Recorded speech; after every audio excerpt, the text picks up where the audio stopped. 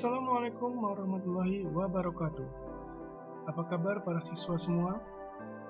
Pada kesempatan kali ini, saya akan memberikan materi PJOK mengenai kombinasi pola gerak dominan dalam senam menggunakan alat. Materi senam ini diperuntukkan untuk kelas 5 pada pelajaran 6. Semoga video ini bermanfaat dan tonton dari awal hingga akhir.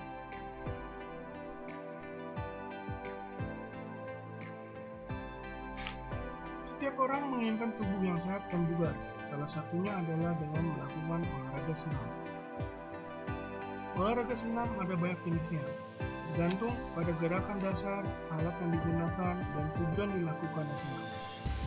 Melalui berbagai kegiatannya, aktivitas senam dapat mengembangkan daya tahan otot, kekuatan, kelentukan, koordinasi, kelincahan, dan keseimbangan. Semua ini dapat kamu kuasai dengan mempelajari materi dalam pelajaran ini. Dan jangan lupa memperhatikan bimbingan Bapak atau Ibu guru.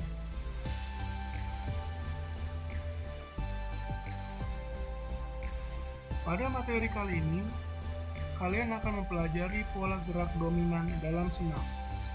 Pola gerak dominan dalam senam menurut Suharjana adalah merupakan dasar atau landasan untuk semua keterampilan gerak senam yang lebih sulit, atau merupakan batu loncatan dalam mengembangkan semua keterampilan senam. Ada beberapa pola gerak dominan dalam senam. Yang pertama adalah posisi statis. Yang kedua, mendarat. Yang ketiga, gerak berpindah atau lokomotor. Yang keempat, ayunan. Yang kelima, putaran. Yang keenam, tolakan. Dan yang terakhir, yang ketujuh adalah melayang. Ketujuh beberapa gerakan ini dapat kalian pelajari pada video kali ini.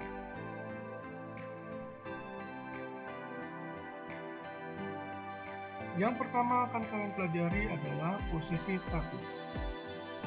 Sebelumnya kalian harus tahu apa itu statis. Statis berarti diam atau tidak bergerak. Maka posisi statis berarti suatu posisi gerakan yang tidak bergerak atau diam. Posisi ini biasanya dapat dibedakan menjadi 3 macam.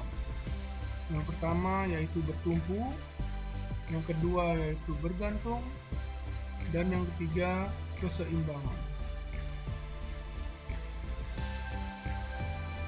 Pada posisi statis, yang pertama kalian pelajari adalah gerakan bertumpu. Gerakan bertumpu adalah gerakan yang dilakukan menekan atau menolakkan telapak tangan atau kaki pada sesuatu, dan kebanyakan pada benda mati, seperti contoh pada gambar di samping ini. Nah, kalian bisa lihat gambar di samping melakukan tekanan pada balok kayu yang besar. Nah, disinilah gerak bertumpu pada tangan kalian atau telapak tangan. Yang kedua adalah bergantung. Bergantung adalah gerakan yang dilakukan dalam keadaan bahu di bawah sebuah alat atau benda, dan tubuh bersangkut atau berkait pada sesuatu yang lebih tinggi.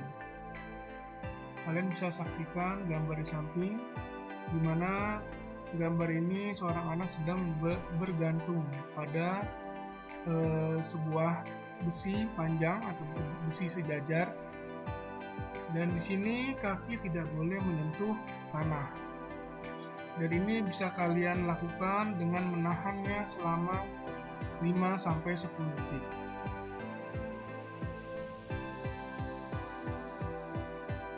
Yang ketiga adalah keseimbangan. Keseimbangan adalah kemampuan yang diperlukan seseorang untuk mempertahankan tubuh dalam posisi diam atau tanpa bergerak pada gerakan tertentu. Di sini kalian bisa lihat pada gambar gerakan keseimbangan dengan bertumpu hanya pada satu kaki, seperti halnya gerakan pesawat terbang.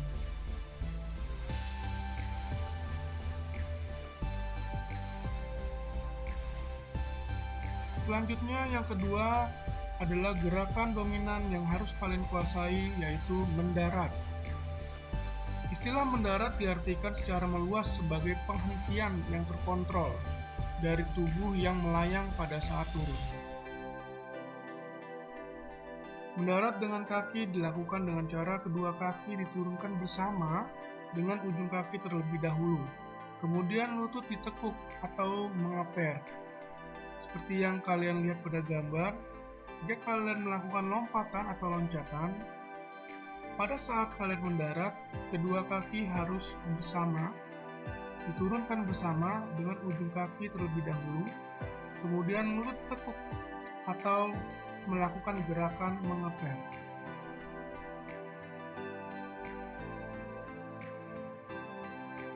Gerakan dominan yang ketiga yaitu gerak berpindah atau lokomotor.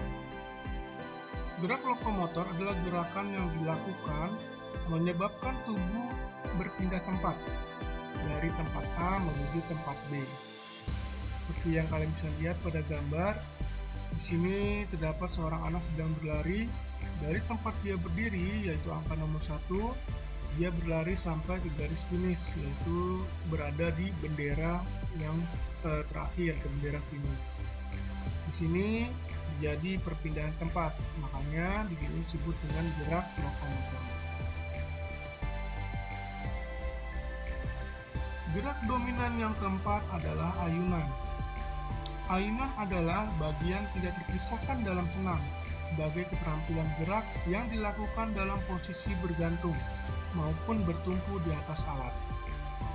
Nah, seperti yang kalian lihat pada gambar, ya ini adalah gerakan mengayun yang dilakukan dalam posisi bergantung. Ya, kedua tangan memegang palang sejajar, lalu badan diayunkan ke depan dan juga ke belakang. Ini bisa melatih kekuatan dan juga keseimbangan dalam gerakan senam. Gerakan yang kelima yaitu putaran. Putaran adalah suatu gerak yang dilakukan secara memutar dan berada pada titik poros. Ya, sini bisa kalian lihat pada gambar seperti halnya kalian melakukan roll depan atau meroda. Ini harus sejajar, ya, harus lurus ke depan sesuai dengan titik porosnya. Ya. Jika kalian ingin melakukan ini atau gerakan meroda atau gerakan roll ke depan, ini harus diawasi oleh bapak ibu guru atau orang tua. Jangan melakukan ini sendiri di rumah.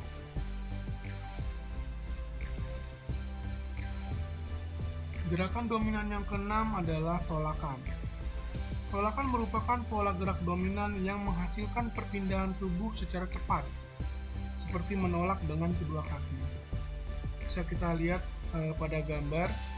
Nah, yang dilingkari merah itu adalah tolakannya, yaitu perpindahan tubuh secara cepat dari dasar, dari bawah atau dari tanah itu menuju ke kuda-kuda pelana, lalu mendarat ke matras. Nah, bagian yang dilingkari merah ini adalah tolakan yang disebut dengan menolak dengan kedua kaki.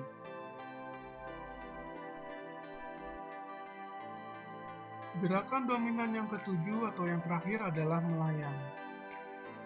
Gerakan melayang adalah gerakan saat tubuh berada di udara.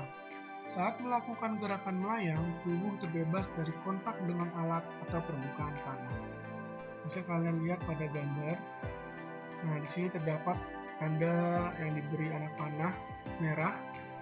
Ini adalah di mana gerakan tubuh terbebas dari kontak dengan alat atau permukaan tanah.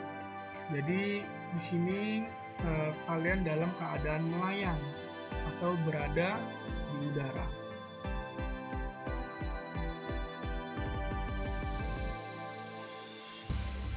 Itulah beberapa gerakan dominan yang umumnya dilakukan dalam senam gimnastik.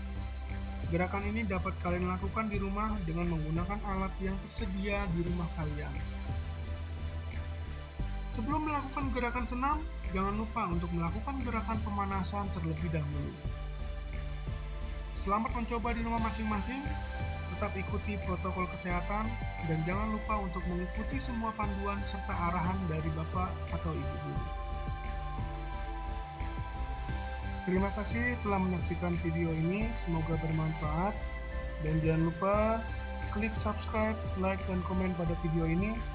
Sampai jumpa di pembelajaran berikutnya. Assalamualaikum warahmatullahi wabarakatuh.